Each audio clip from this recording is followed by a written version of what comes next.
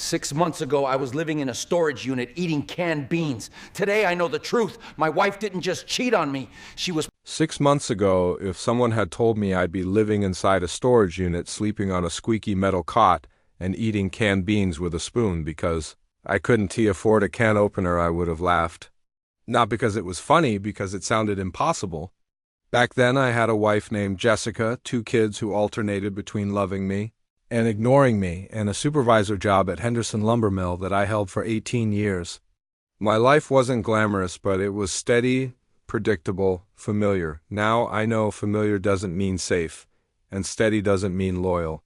Everything started unraveling in April. I felt off all morning, like my subconscious knew something my brain wasn't ready to admit. I left work early, pulled into my driveway, and saw a shiny black Cadillac parked there like it belonged. Derek Thornton's Cadillac, my boss. A man obsessed with expensive things, cars, suits, women who weren't his wife. Inside, I climbed the stairs of my own home and opened my own bedroom door to find Derek with my wife, wrapped in sheets that still smelled like us. The look he gave me wasn't guilt. It was annoyance, like I'd interrupted a business meeting. He told me we could talk at the office Monday, as if scheduling my heartbreak was part of his calendar.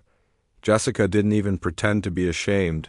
She looked relieved, freed, when I asked how long. She answered so casually it made my stomach twist, long enough that it doesn't matter.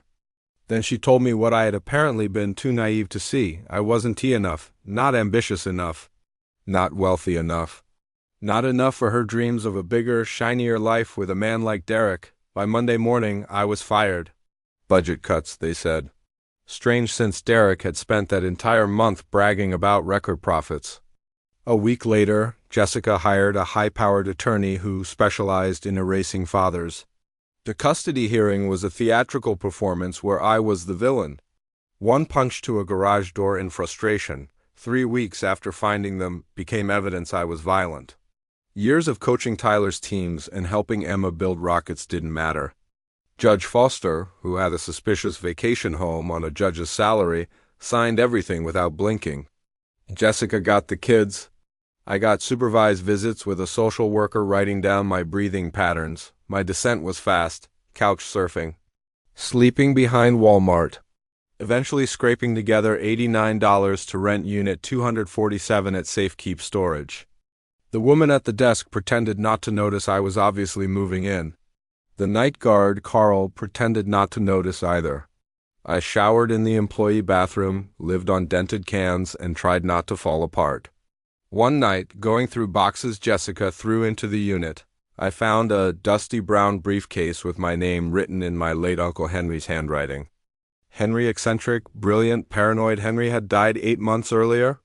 People laughed at him for rambling about corruption and government lies. I used to smile politely, thinking he was harmlessly strange. The briefcase had $60,000 inside, and a handwritten note. Jason, this is travel money. The real fortune is waiting at this address. Don't trust anyone connected to Henderson. Finish what your father started.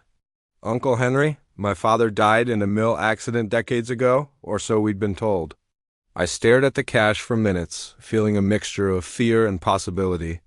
At the bottom of the briefcase was a plane ticket to Boise. My life in the storage unit felt like a dead end. So I made a choice.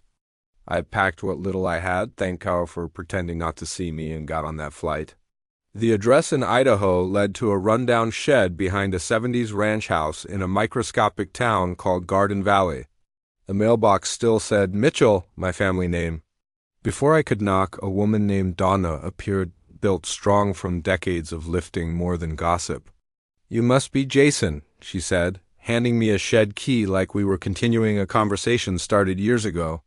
Henry told me everything, said you'd show up. Also said not to trust anyone driving a black Cadillac. Inside the shed, beneath floorboards and behind filing cabinets, I discovered Henry's secret, an underground crawlspace packed with decades of documents, recordings, photographs, and evidence.